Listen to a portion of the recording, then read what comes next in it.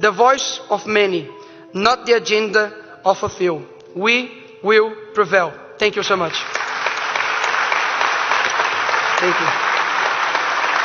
Em um evento internacional conservador, Nikolas Ferreira, conhecido por sua postura firme em defesa dos valores cristãos, trouxe um discurso impactante sobre a família e as ameaças globais que enfrentamos. Ele falou sobre fé, união entre nações e estratégias para proteger as próximas gerações. Quer saber o que ele revelou? Fique até o final deste vídeo. O evento conservador realizado durante a Cúpula da ONU em Madrid reuniu representantes de diversas nações para debater questões críticas como aborto, ideologia de gênero e a sexualização infantil. Entre os palestrantes, Nikolas Ferreira destacou-se com um discurso focado na proteção da família, trazendo à tona problemas compartilhados globalmente. Ao lado de líderes de países como Uganda, Marrocos e Hungria, Nikolas reforçou que, apesar das diferenças culturais, todos enfrentamos os mesmos desafios impostos por movimentos de esquerda ao redor do mundo. Sua fala, além de inspiradora, apontou caminhos claros para a ação, com base na fé e na união internacional. Good evening, everyone. It's a pleasure for me to be here in Madrid, among giants who fight the same battle as I do in different countries to defend the family, which under God is my greatest love. Livia, my wife, Aurora, my daughter, I love you. Today I would like to share a reflection that has been shaped by my personal journey in the study of the moral and social foundations that sustain human dignity. Recently, I have taken on two roles that have transformed my view of the world, as husband and as a father. These responsibilities have taught me something essential. The transformation of society begins within each of us, especially within our families. The family, this small institution, is where the deepest bonds are formed with the fewest number of people. It's within this core that values such as virtue, love, and compassion can be cultivated in the most profound and authentic way. If each family lives their values with integrity, the social fabric will be transformed in a genuine and lasting way. However, the society we desire will not be built without a solid foundation. And this foundation lies in human rights, in natural values, and in the understanding that the freedom and justice walk hand in hand. This is where a crucial point comes in. Human rights, so often exalted in speeches, have been distorted. What should be a pillar of protecting dignity has in many cases become a tool of manipulation and arbitrariness.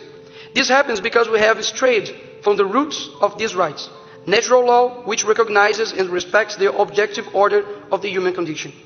Let's look after history. From the ideals of the French Revolution to the horrors of totalitarian regimes, we learn that the noblest intentions can be corrupted when disconnected from solid moral foundations. Revolutionaries dreamed of absolute equality, but their efforts culminated in the centralization of power and oppression. Similarly, communist and positivist regimes turned law into an instrument of force, ignoring human dignity in the name of distorted ideas. And here lies their intersection with our individual lives. The deterioration of values we see in the society, whether in governments, politics, or institutions, is a direct reflection of the lack of individual responsibility. We often wait for change to come from distant systems, leaders, or organizations. However, true transformations begins in the heart of each person, within each home. These transformations requires the courage to face our own weakness and cultivate virtues in our everyday life. The extraordinary is made in the ordinary. It is in the small gestures of responsibility, love, and sacrifice that we build a solid foundation for society. If each individual fulfills their role, their family will become a nucleus of virtue, and thus the whole will be regenerated.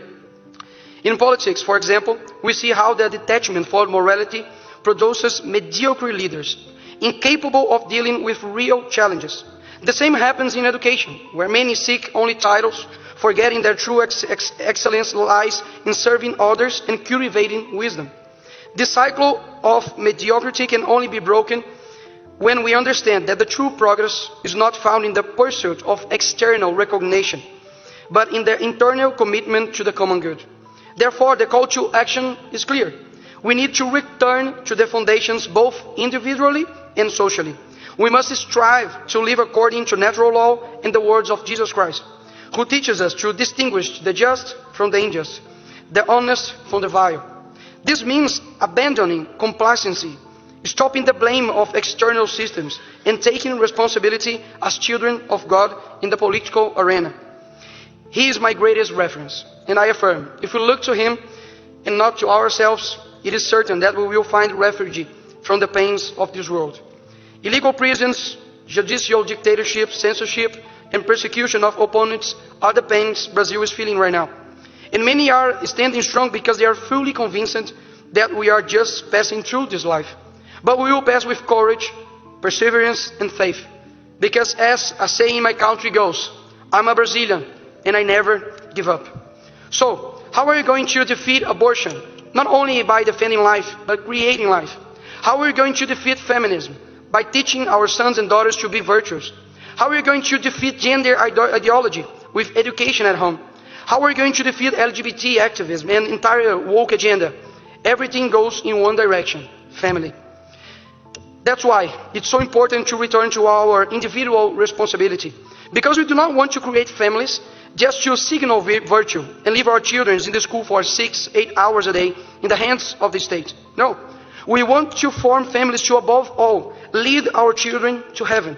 And while they are here, they will be protected by us. Strong families, strong nation. We need to show the world that being conservative and having a family, it's so much better than the artificial and empty life that the left sells as if it was success. The real challenge is not living life as a slave to our own desires and doing what makes you happy, but rather sacrificing every day to keep your family strong enough to resist this corrupt world. Even with all the daily attacks from the left, which are many, of course, our mission is made in the day-to-day, when no one is watching, when our character is forged and we are building ourselves. And since we are part of a world, this individual construction matters a lot. Finally, ladies and gentlemen, the greatest enemy is not outside of us. It's not a political system, an ideology, or an institution. The greatest challenges lies within ourselves, in the fight against our sins, our vices, and in the constant pursuit of virtue. May we face this challenge with responsibility and an understanding of the gravity of our actions. After all, they can transform the world. Love, fight, and live this life with the intensity it deserves. The voice of many, not the agenda of a few. We will prevail. Thank you so much. Thank you.